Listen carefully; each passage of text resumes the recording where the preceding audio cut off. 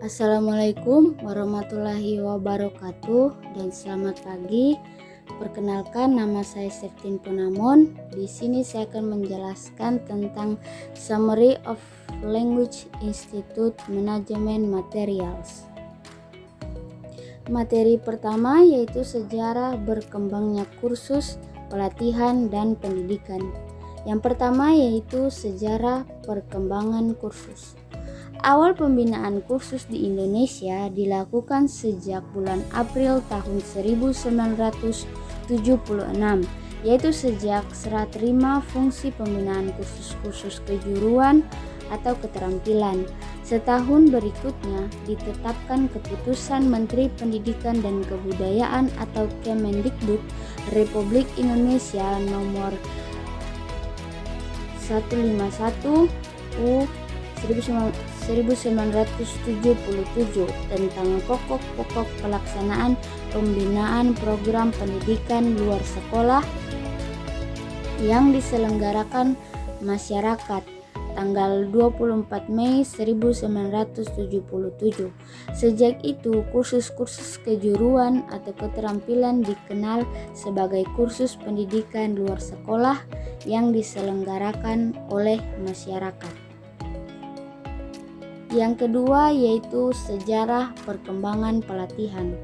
Model pelatihan pada awalnya berkembang pada dunia usaha, terutama melalui magang tradisional.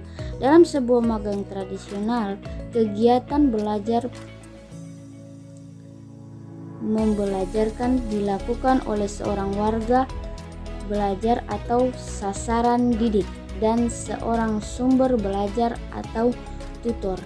Salah satu konsep mengapa model pelatihan dibangun adalah sangat bergantung pada kondisi itu atau warga belajar, sasaran didik, dan pelatih atau tutor. Di dalam dunia usaha, model pelatihan atau training dibangun atas dasar kebutuhan peningkatan produksi, memperluas pemasaran, dan kemampuan perusahaan dalam memantapkan pengelolaan unit usaha itu sendiri. Yang ketiga yaitu sejarah perkembangan pendidikan. Perkembangan zaman telah membawa Nusantara memasuki suatu masa yang di dalamnya terjadi interaksi dengan bangsa Eropa. Pada 1536, penguasa Portugis di Maluku bernama Antonio Galvano mendirikan sekolah-sekolah seminari untuk anak-anak dari pemuka-pemuka pribumi. Pada permulaan 1850 didirikan sekolah kelas 1 yang lamanya 5 tahun. Perkembangan pendidikan di Indonesia pada masa reformasi sangat dipengaruhi oleh perubahan konstitusi yang menjadi salah satu agenda reformasi. Pendidikan yang berbasis keagamaan juga mendapat perhatian khusus pada masa reformasi. Secara kelembagaan, pendidikan keagamaan berada di bawah Kementerian Agama, berbeda dengan pendidikan umum yang berada di bawah Kementerian Pendidikan. Materi selanjutnya yaitu tentang perencanaan kursus. Yang pertama yaitu target pasar. Target atau sasaran kami yaitu siswa-siswi SD, SMP, dan SMA yang ingin meningkatkan kemampuan bahasa Inggrisnya, dan kami akan melatih sesuai dengan kemampuan mereka, baik bagi siswa yang ingin belajar bahasa Inggris dari dasar atau yang sudah memiliki wawasan pengetahuan bahasa Inggris sebelumnya. Yang kedua yaitu lokasi pembukaan bimbingan belajar. Lokasi bimbingan belajar kami berada di pusat kota dan dekat dengan kawasan pendidikan, serta berada di depan jalan agar memudahkan akses siswa dan mudah diketahui banyak orang serta dinilai mampu menarik perhatian masyarakat. Selanjutnya yaitu sistem atau metode pengajaran yang diterapkan. Sistem dalam pembelajaran kami yaitu pembelajaran untuk semua tingkatan, yaitu 2 kali pertemuan dalam seminggu dengan alokasi waktu 90 menit dan pembelajaran sesuai dengan tingkat penguasaan bahasa Inggris siswa. Selanjutnya itu jenis level atau tingkatan uang pembimbingan belajar. Nah, dalam kursus ini kami memiliki tingkat dan level yang berbeda-beda, mulai dari SMP, SD, dan SMA. Materi selanjutnya itu perencanaan kursus. Yang pertama yaitu pengertian kursus. Kursus adalah lembaga pelatihan yang termasuk ke dalam jenis pendidikan non-formal untuk mengembangkan kemampuan dan keterampilan diri. Pendidikan non-formal adalah jalur pendidikan di luar pendidikan formal yang dapat dilaksanakan secara terstruktur dan berjenjang. Hasil pendidikan non-formal dapat dihargai setara dengan hasil pendidikan formal setelah melalui proses penilaian penyetaraan oleh lembaga yang ditunjuk oleh pemerintah atau pemerintah daerah dengan mengacu pada standar nasional pendidikan. Jadi, kursus merupakan suatu kegiatan belajar mengajar seperti halnya di sekolah. Selanjutnya yaitu tujuan dari perencanaan kursus.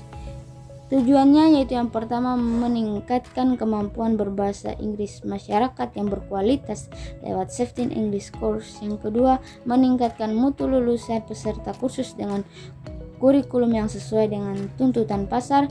Yang ketiga yaitu mempersiapkan warga masyarakat untuk mengembangkan diri pribadinya untuk memperoleh kesempatan kerja yang lebih besar. Selanjutnya yaitu penetapan visi misi kursus. Yang pertama yaitu visi menjadi lembaga pendidikan kursus bahasa Inggris yang unggul dan berstandar pada pendidikan nasional, bermutu, inovatif, kreatif, dan menyenangkan dengan lulusan yang mampu bersaing secara global. Misinya yaitu yang pertama menyediakan tempat kursus yang berstandar pendidikan nasional. Yang kedua menjadikan lulusan dengan keterampilan inovatif dan kreatif dan berbahasa Inggris dengan wawasan luas. Yang ketiga menciptakan suasana belajar bahasa Inggris yang nyaman dan menyenangkan.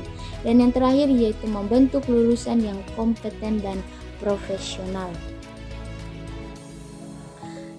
Yang terakhir yaitu proses surat perizinan pembangunan.